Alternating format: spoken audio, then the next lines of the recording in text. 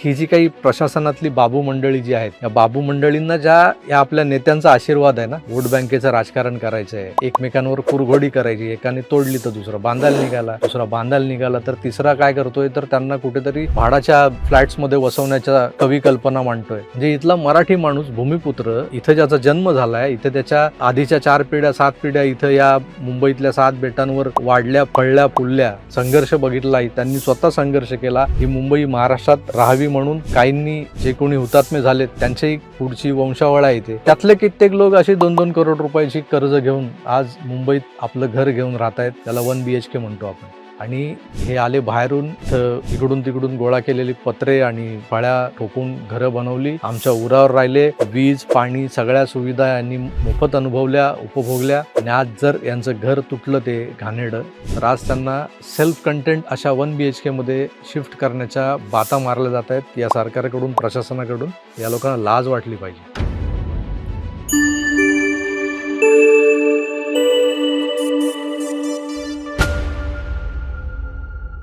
नमस्कार मित्र.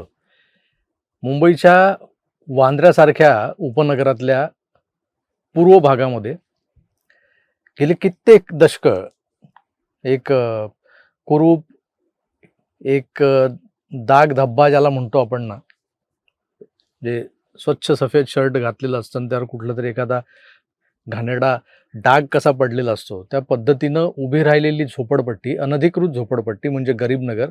आणि त्या गरीबनगरचा जो काही इतिहास आहे तो मी तुम्हाला माझ्या मागच्या व्हिडिओत मी सविस्तर सांगितला होता की ती कशी उभी राहिली, ती उभी राहण्यामागे नेमके कोण कोण लोक कारणीभूत होते आणि हे सगळं कशासाठी चाललं होतं. म्हणजे ही गरीबनगर नावाची वस्ती, जिथं गरिबांना शेल्टर मिळालं, निवारा मिळाला, भले तो अनधिकृत का असेना, तो कसा मिळाला याबद्दल मी तुम्हाला सांगितलं होतं.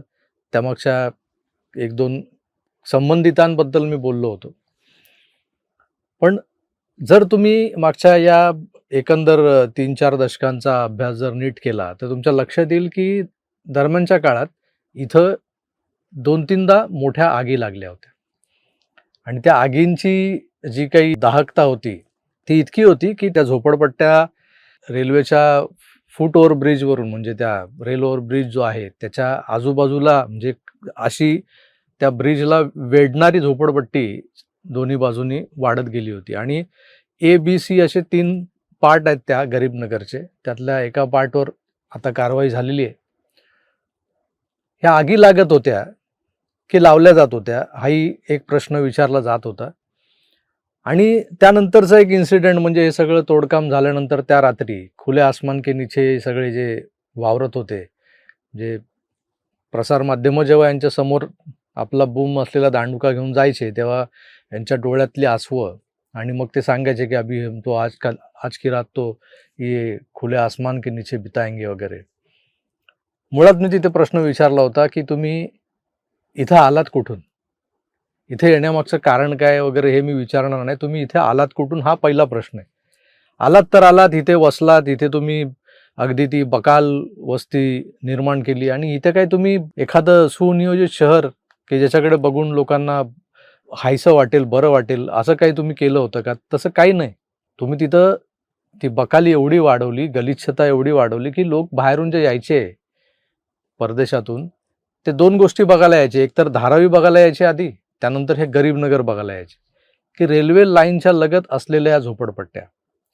मग हे जे बाहेरून आलेले परदेशी पर्यटक म्हणा किंवा परदेशी पत्रकार म्हणा, डॉक्युमेंटरीज बनवणारे लोक, हे जेव्हा या गरीबनगरमधून फिरत असायचे त्यांच्याशी छेडखानी व्हायची, त्यांना त्रास दिला जायचा. आणि या अशा पद्धतीनं परदेशातही या आपल्या हिंदुस्थानचं नाव कसं बदनाम होईल याला कारणीभूत ठरलेली ही गरीबनगर वस्ती. आता या गरीबनगरमध्ये नेमकं चालायचं काय? ही एकावर एक अशा 4-4 इमल्यांची घरं कशी काय निर्माण झाली, तेवढी गरज का होती? कारण मी तुम्हाला म्हणालो की ही अशी वाढत नाही म्हटल्यावरती अशी वाढू लागली. मुंबईत हे बऱ्याच ठिकाणी झालेलं आहे. आता इथं व्हायचं काय, तर इथं मी जसं म्हणालो की बांगलादेशातून आलेले हे जे गारमेंटमधले एक्सपर्ट लोक जे आहेत, म्हणजे ते लेडीज जेंट्स यांच्यासाठी लागणारे जे काही टी-शर्ट, जीन्स, वेगवेगळे ट्राउझर्स आणि नवीन नवीन फॅशन जी बाजारात येते, फॅशन मॅगझिन्समधून ज्या कपड्यांचा उल्लेख होतो, ज्यांचे फोटोग्राफ्स येतात, काही अशी मॅगझिन्स आहेत की त्या फॅशनबद्दल छापून आलेलं असतं. असे बरेच नामांकित फॅशन डिझायनर्स वगैरे आहेत, ज्यांच्या फॅशन्स आपण बघत असतो आणि त्यांची जी काही निर्मिती असते, ती जर आपण विकत घ्यायला गेलो तर हजारो ते लाखो असा त्याचा आकडा असतो. म्हणजे 50-50, 60-60 हजारांचे त्यांचे सूट्स असतात. लाखो रुपयांचे सूट्स असतात. ते खरेदी करणं सर्वसामान्यांना जमत नाही. मग यांच्या कॉपीज करणारे लोक जे आहेत, ते या गरीब नगरमध्ये होते. म्हणजे निव्वळ मोठ्या डिझायनरच्या ज्या सगळ्या निर्मितीची कॉपी करणं किंवा या क्रिएशनची कॉपी करणं, हेच फक्त गरीब नगरमध्ये चालत नव्हतं. तर गरीब नगरमध्ये सर्वसामान्यांना परवडणारे जे काही महिलांच्या आवडीचे लेगिंग्स असतात, त्यांच्या जीन्स असतात, कुर्ते असतात, टॉप ज्याला म्हणतो आपण. अशा सर्व प्रकारच्या गारमेंटची उत्पादनं व्हायची. महिला ज्या टिकली लावतात, आता तिथे गरीब नगर ही जरी त्या लसणीच्या कांड्यांची वस्ती जरी असली, तरी हिंदूंना लागणाऱ्या बऱ्याच गोष्टी, अगदी सिंदूरही तिथे बनायचा. त्यामुळं तुम्ही एक विचार करा, की किती मोठी अर्थव्यवस्था तिकडे निर्माण झाली होती. आता हे सगळं विकलं कुठे जात होतं, तर आम्ही जिथे-जिथे राहतो, म्हणजे अगदी आमच्या वसई विरारमध्ये एक मोठं मैदान आहे. विरार पश्चिमेला. विवा मलांज म्हणून असं त्याचं नाव आहे. आणि विवा मलांज नावाचं तिथं मला वाटतं शॉपिंग सेंटर प्रस्तावित होतं पूर्वी, म्हणून त्याला ते नाव दिलं गेलं होतं. पण नंतर ते बोंबललं. तर ते मोकळं मैदान जे आहे ते महानगरपालिकेच्या कृपेने किंवा कुठल्यातरी नगरसेवकाच्या कृपेने ते अशा लोकांना भाड्याने दिलं जातं, की तिथं छोटे-छोटे ठेलेवाले आपला ठेला लावून बाजार भरवतात. तो मंगळवारी, शनिवारी असा तिथे बाजार भरतो. असे मंगळवार बाजार, शनिवार बाजार, सोमवार बाजार, हे जे बाजार आहेत ना, हे जिथे-जिथे होतात, म्हणजे अगदी मालाडमध्ये सोमवार बाजार ही एक गल्ली आहे बरं का. तिथं सोमवारी बाजार भरत नाही, पूर्वी भरायचा म्हणे. तर असे बाजार कुठे ना कुठे भरत असतात. त्या बाजारात अगदी स्वस्तात मस्त अशा वस्तू मिळतात आणि त्या सगळ्या वस्तू या गरीब नगरमधून सप्लाय केल्या जायच्या. केवढी मोठी बाजारपेठ आहे तुम्हाला माहिती आहे? फॅशन स्ट्रीट मुंबईतली प्रचंड फेमस आहे. इथं मुंबईभरातले लोक, म्हणजे अगदी मी 10वी पास झाल्यानंतर जेव्हा कॉलेजला जायचं म्हणून जेव्हा काही टी-शर्ट्स आणि जीन्स वगैरे खरेदी करायचे किंवा शूज खरेदी करायचे, असं काही डोक्यात आलं, तेव्हा कुठे जायचं, तर आमच्यापेक्षा 1-2 वर्ग पुढे असलेले जे आमचे दादा लोक होते ना, कॉलेजमध्ये जाणारे वगैरे, त्यांच्याकडून आम्ही त्यांना आदर्श मानून चालत असायचो प्रत्येक गोष्टीत. त्यांना विचारलं, "अरे खरेदी करायची आहे, कुठे करायची?" तर स्टेशन भागात असलेली जी काही शोरूम्स आहेत मोठमोठी, तिथं जाणं म्हणजे आपल्या खिशाला परवडणारं नाही आणि आपल्या घरच्यांच्या खिशालाही परवडणारं नाही. तेवढे काही ते पैसे आपल्याला देणार नाहीत. मग हे सगळं बजेटमध्ये बसवायचं कुठे, तर फॅशन स्ट्रीटला जायचं. मग या फॅशन स्ट्रीटवर जे काही मिळतं ते येतं कुठून? तेही या गरीब नगरमधून यायचं. असं हे गरीब नगर सबके आंखों का तारा होतं खरं तर. कारण इथं रेल्वेचे अधिकारी, महापालिकेचे अधिकारी, म्हाडाचे अधिकारी, आता ते SRA नावाचं जे काही प्रकरण आहे, जे प्राधिकरण आहे, प्रकरण म्हटलं मी त्यांना, होतं असं कधी-कधी. आता त्या प्राधिकरणाकडे बघितल्यानंतर प्रकरणच दिसतात नुसती, त्यामुळे ते स्लम रिहॅबिलिटेशन प्रकरणच म्हणावं लागेल त्याला, SRA प्रकरण. तर ह्या सगळ्यांमधले जे काही वरच्या पोस्टवर बसलेले जे अधिकारी आहेत, त्यांच्या संगनमतानं इथं आगी लागत होत्या, असंही काही लोक तिथे सांगतात. म्हणजे आता हे सगळं तुटल्यानंतर एकेकांच्या आतून काही गोष्टी बाहेर पडायला लागल्यात आणि भलेही तिथे मी जाऊन तिथून रिपोर्टिंग केलंय वगैरे असं काही मी दाखवत नसलो, तरी तिथे जाणं, तिथे ठराविक लोकांशी बोलणं, त्यांच्या भावना समजून घेणं, ह्या सगळ्या गोष्टी जेव्हा मी केल्या मागच्या 2 दिवसांमध्ये, तेव्हा माझ्या लक्षात आलं, की इथे ज्या आगी लागल्या होत्या, त्या आगींमागेही काहीतरी पूर्वनियोजित असं षडयंत्र होतं. आगी लागल्यानंतर जी काही मालमत्ता त्यात जळून खाक होते, त्याची नोंद होते कुठे ना कुठे. सरकार दप्तरी नोंद होते मुख्यतः. आणि मग या लोकांना कुठेतरी वसवलं जावं, त्यांना मोबदला मिळावा यासाठी खटाटोप केला जातो. मग या जागेचे जे कोणी प्राधिकृत अधिकारी आहेत किंवा ही जागा आता ज्या पश्चिम रेल्वेची आहे, त्या पश्चिम रेल्वेकडून काही रेकमेंडेशन्स येतात. मग म्हाडा त्या रेकमेंडेशनला सहानुभूतीपूर्वक कनवाळू हृदयाने असा विचार करते. मग SRA प्राधिकरण त्याचा विचार करतं आणि मग जिथे जिथे म्हाडाच्या काही अशा वसाहती आहेत तिथे PAP म्हणजे प्रकल्प बाधित पीपल्स, म्हणजे प्रोजेक्ट अफेक्टेड पीपल्स, ज्याला PAP, प्रकल्प बाधित लोक जे असतात ना त्यांना घरं दिली जातात. मग ती सुरुवातीला मला वाटतं 180 स्क्वेअर फीटची होती, मग ती 216 square feet, 225 square feet, 276 square feet, असं करत करत आता 350ची घरं मिळतात. बऱ्यापैकी 1 BHK वगैरे असतं. मुंबईत, या मुंबई शहरामध्ये, सपनों का शहर ज्याला म्हटलं जातं, त्या शहरामध्ये स्वतःचं 1 BHKचं घर घ्यायची ज्याची इच्छा असते ना, त्याला आज किमान 1.5 ते 2 करोड रुपये मोजावे लागतात रोकडे.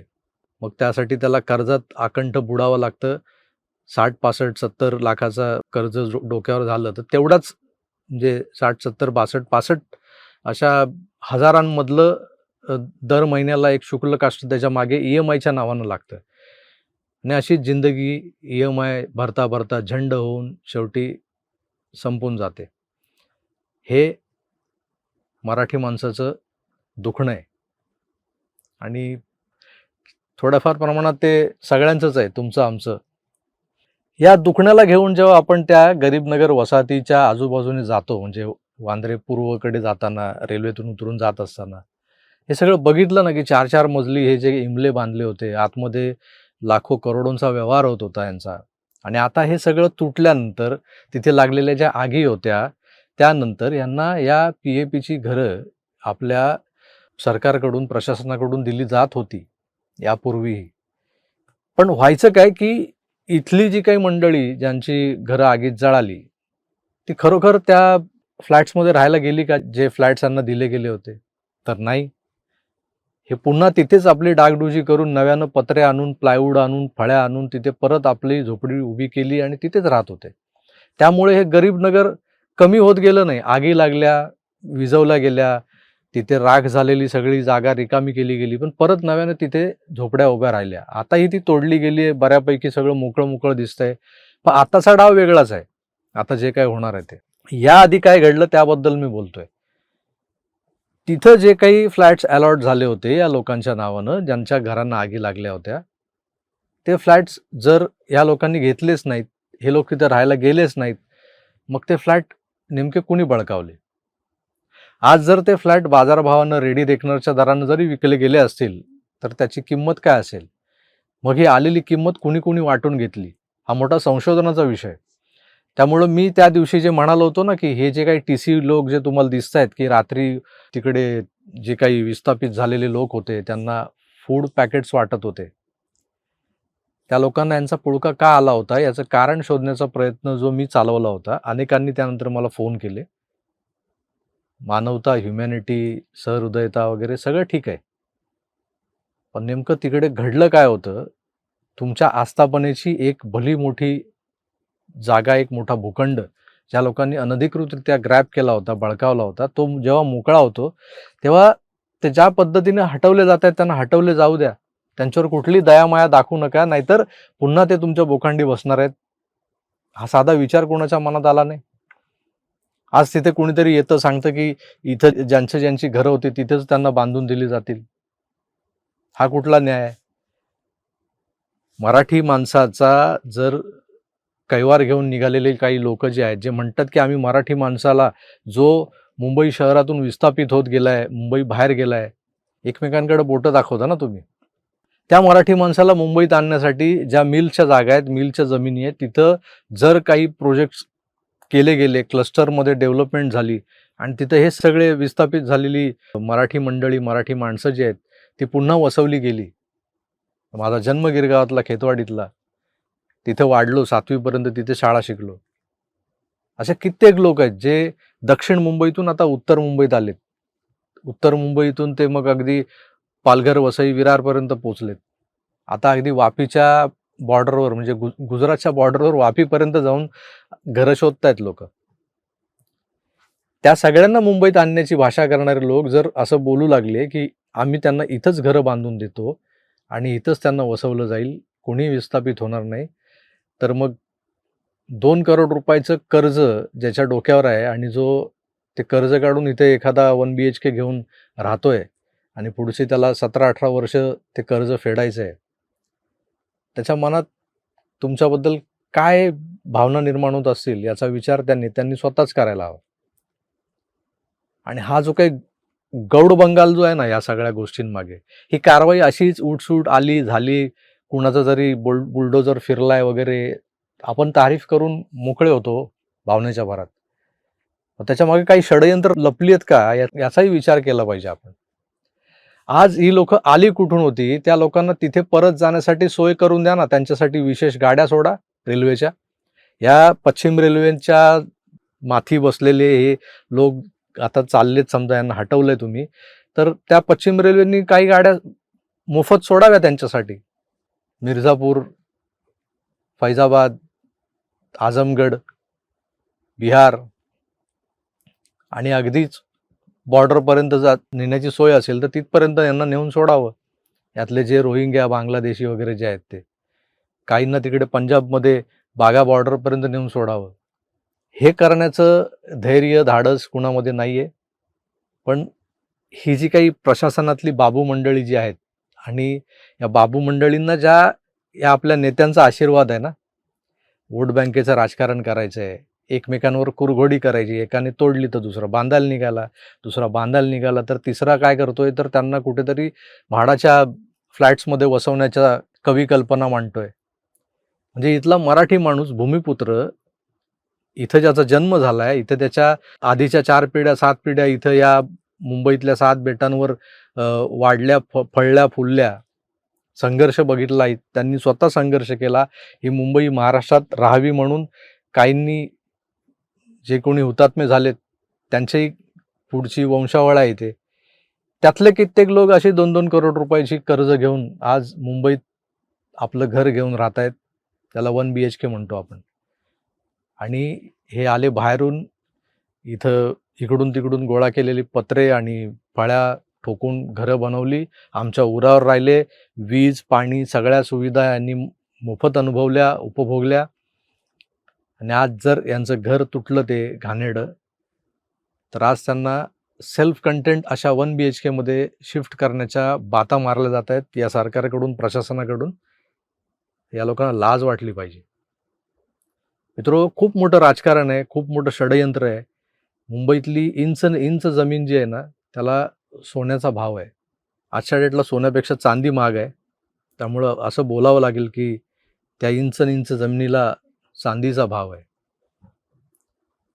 तर ही चांदी नेमकी कुणाची होते या सगळ्या गोष्टींमध्ये, याचा सुद्धा कधीतरी आपण थोडा खोलात जाऊन अभ्यास केला पाहिजे आणि विचार केला पाहिजे आणि हे बोलण्याचं धाडस दाखवलं पाहिजे. एक मुंबईकर म्हणून, दक्षिण मुंबईतून विस्थापित झालेला मुंबईकर म्हणून माझ्या मनाला ज्या यातना होत आहेत ना, की आज डोक्यावर 2-2.5 करोड रुपयाचं कर्ज घेऊन जगतोय वयाच्या 50शी नंतरही. पण हे साले बाहेरून आलेले फुकट चोदू लोक, त्यांना 1 BHKचा फ्लॅट मिळणार आहे. काहींना मिळाला म्हणण्यापेक्षा काहींनी घेऊन विकला, कुठल्या अधिकाऱ्यांबरोबर संगनमत केलं, कुणी कसे आपापले वाटे वाटून घेतले. मग त्यात रेल्वेचे अधिकारी किती होते, म्हाडाचे किती होते, SRA वाले किती होते, आणि मग मंत्रालयात किती पोचवले गेले, याचा काही हिशोब नाही. मराठी माणसांनी या सगळ्या गोष्टींचा फार साकल्यानं, बारकाईनं विचार करायला हवा. हा एक छोटासा धागा मी आज तुम्हाला तुमच्या समोर मुद्दाम मांडलाय. या धाग्याला अनेक गाठी आहेत मित्र. या गाठी सोडवताना नाकी नऊ येणार आहेत आपल्या. आपली तर उभी हयात संपली, आपली एक पिढी संपली, पण आपल्या पुढच्या पिढीसाठी मुंबईत जगणं कठीण होणार आहे, याची नांदी आहे. गरीबनगर उद्ध्वस्त केलं, मोकळं झालं, ती जमीन मोकळा श्वास घेते वगैरे, ही शीर्षकं द्यायला मजा वाटते. गरीबनगर मोकळं झालेलं नाही आहे. गरीबनगर एक दिवस वाढता एवढं वाढणार आहे ना, की आता तुम्ही जिथं राहता तिथं तुमच्या शेजारी दुसरं गरीबनगर उभं राहताना दिसेल. हे जे आता जिथून पिटाळले गेलेत ना, हाकलले गेलेत ना, जे तोडफोड झाल्यानंतर, ते आता कुठे दूर अगदी नालासोपारा, वसई, विरार, जिथं स्वस्तात, म्हणजे अगदी 5,000 ते 6,000 रुपयात 1 BHK वगैरे फ्लॅट अवेलेबल आहेत भाड्याने, तिथंही येऊन राहण्याचा प्रयत्न करत असतील. अगदी कल्याण डोंबिवलीपासून पुढे वासींपर्यंत जिथं मुबलक घरं उपलब्ध आहेत, म्हणजे कॉम्प्लेक्स उभे आहेत, पण लोकांनी घेऊन ठेवलेत. तिथे जाता येत नाही कारण खूप लांब पडतं. नोकरीची ठिकाणं सगळी दक्षिण मुंबईत किंवा मुंबईत, मध्य मुंबईत. त्यामुळे लोक बिचारा इथे कुठेतरी भाड्यानं राहत आहेत. ती घरं मोकळी आहेत आणि तिथे जर एखाद्या वेळेस कुठला दलाल तुमच्यासाठी भाडेकरू घेऊन आला आणि तो भाडेकरू जर गरीब नगरमधला असेल ना, तर त्याला घर देताना 100 वेळा विचार करा. 2-5 हजारासाठी आपली मराठी अस्मिता अशी विकू नका. भाड्याने तर अजिबात देऊ नका. मी जे बोललो, जे काय बोलतोय ते अनेकांना पटत असेल, नसेल, एवढंच म्हणेन पटलं तर घ्या, नाहीतर सोडून द्या. पुन्हा भेटूच तर आपली काळजी घ्या आणि पाहत राहा आपलं आवडतं यूट्यूब चॅनल आकार DG9. धन्यवाद. नमस्कार.